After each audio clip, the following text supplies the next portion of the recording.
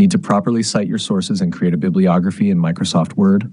Here's how to do it quickly. First, click your cursor exactly where you want to insert the citation in your text.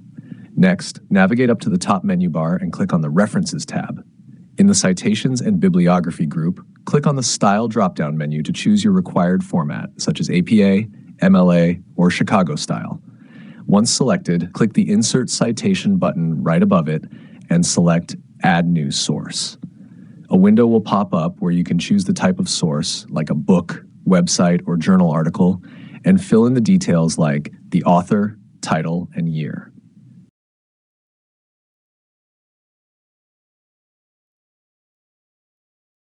Once you're done, click OK, and your in-text citation will instantly appear.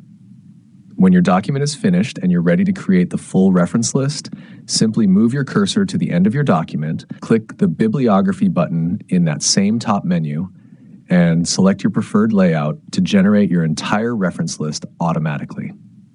If this quick guide helped you out, please give it a like and subscribe for more fast word tutorials.